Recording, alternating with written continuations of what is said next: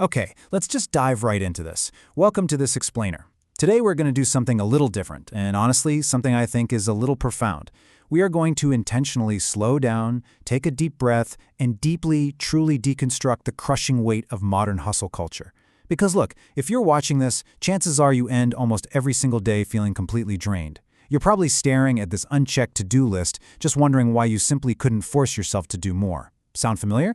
Well, today we are going to look at that exact feeling, but we're going to look at it through the rigorous and deeply forgiving lens of neurobiology. So here is the big question. Is a lack of discipline really a moral failure? I want you to actually let that question sink in for a moment, because we live in a world that is constantly selling us this toxic illusion. It's this idea that, if you just had a little more grit or a stronger character or, frankly, a better soul, you wouldn't feel so exhausted all the time. But what if your daily exhaustion isn't actually a reflection of weakness? What if literally everything society has taught you about willpower is scientifically completely backward? To get to the bottom of this, we really need to contrast two fundamentally opposed ideas. On one side, we've got the shame-inducing myth of pure grit. This is that toxic self-help idea that your willpower equals your moral character. But on the exact opposite side, we have the liberating scientific reality. And this was brought to light by neurobiologist Robert Sapolsky in his landmark work, Behave, the Biology of Humans at Our Best and Worst. And the reality is this: willpower is simply resource management. That's it. You aren't out here battling a weak spirit, you are managing a physical brain that has finite, strict metabolic resources. Section 1. The Moral Myth. Before we look at the microscopic reality inside your head, I'm going to ask you to do something kind of challenging. For the next few minutes, I want you to temporarily set aside all the guilt, all that societal conditioning, and all those heavy expectations you carry around about what it actually means to be a good or a productive person. We need a totally blank slate to understand the science of what is actually happening to you physically every single day. Consider this incredible truth from Sapolsky's research. He says, willpower is more than just a metaphor. Self-control is a finite resource. Think about that. This isn't poetry, right? This is hard biology. Self-discipline isn't some magical aura that you either miraculously have or you don't.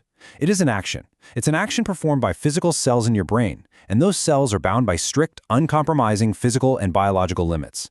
Every single time you resist a temptation, you are draining a very real physical tank.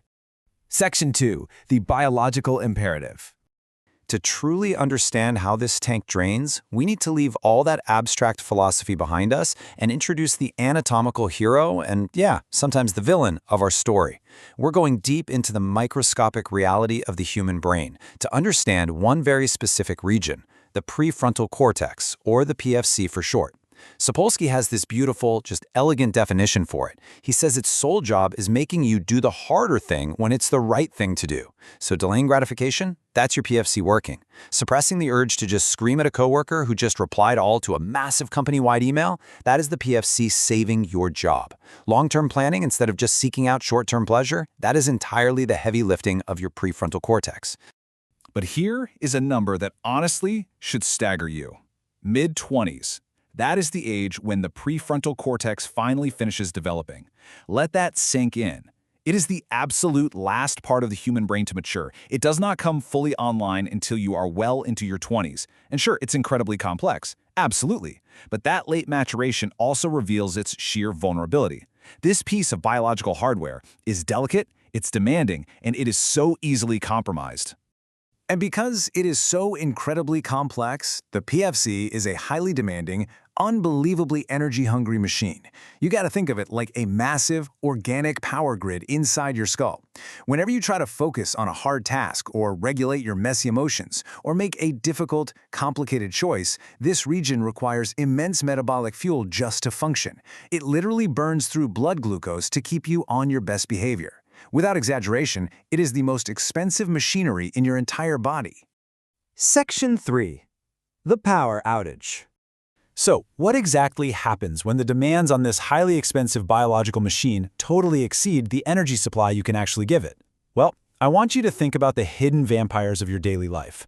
We're talking chronic stress, sleep deprivation, low blood glucose from just working through and skipping lunch, a heavy cognitive load from making way too many decisions before noon, anxiety. You see, these aren't just abstract things that make you feel kind of bad emotionally. No, they are active physical stressors that physically choke off the power supply to your frontal cortex. They systematically starve it of the metabolic fuel it desperately needs to help you make good, disciplined choices. Which leads us to this remarkably blunt reality from the research. Under severe cognitive load and stress, metaphorically, the frontal cortex just throws its hands up and says, "Screw it, I'm tired and I don't feel like thinking about my fellow human." It's incredible, right? When the power runs low, an exhausted brain fundamentally alters our empathy, our honesty, and our self-control. It drops our highest, most noble ideals. And it's not because we are fundamentally bad people, not at all. It's just because the biological battery is simply dead. Let's actually walk through the exact biological cascade of this breakdown step by step. Step 1. You face a high cognitive load. Maybe it's a brutal day at work, you're suppressing your emotions, you're making 100 rapid-fire choices. Step 2. Because the PFC is working so incredibly hard to manage all that, your blood glucose drops, the metabolic fuel depletes rapidly. And then step 3, the PFC just goes offline. It shuts down, forcing the brain to fall back on the amygdala. And the amygdala, well, that is our ancient, automatic, and highly reactive survival system. It does not care about your long-term goals, it doesn't care about your diet or your savings account, it only cares about right now. Section 4. Anatomy of a collapse. So I really want to bring this abstract science back to your most relatable, deeply vulnerable moments. You know the ones. Why do you inevitably collapse into doom scrolling on your phone? Or grab the junk food you absolutely swore you wouldn't eat? Or snap at the people you love most the exact moment you are exhausted? I want you to view your evening collapse through the lens of biology now, rather than shame. It's not a lack of morals. It is your brain stripped of its prefrontal regulation, falling back on the instant gratification mechanisms of the amygdala. Your brain is just trying to survive the evening. We are all caught in this absolutely impossible trap. Society expects continuous miracles from us. It expects you to be perfectly disciplined, infinitely productive, and endlessly patient hour after hour after hour. But the biological reality? The reality is that under strain, your brain reverts to automatic survival.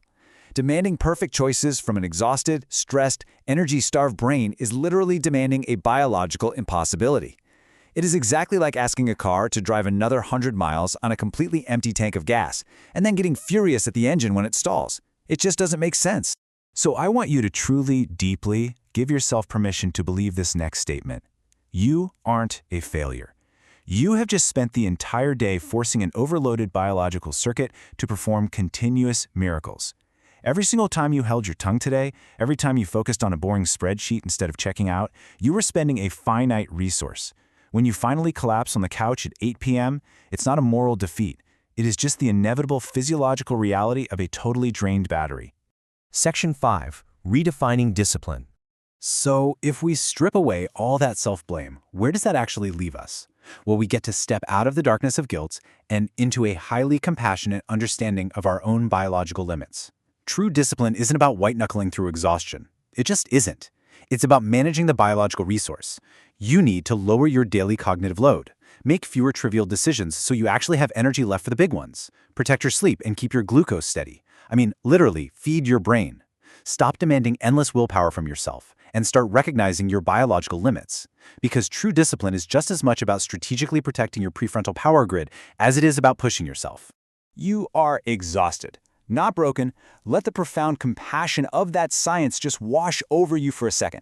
That heavy burden of guilt you carry around every day about your productivity or your bad habits, let it go. You are operating a profoundly complex organic machine, and it deserves care. It deserves rest. It does not deserve relentless punishment. I want to leave you with this final provocative thought today. What would actually happen if we stopped judging our character every single time we falter, and instead we started protecting our biology? How much kinder would we be to ourselves? How much more effectively could we actually build the lives we want if we finally respected the microscopic machinery that makes it all possible?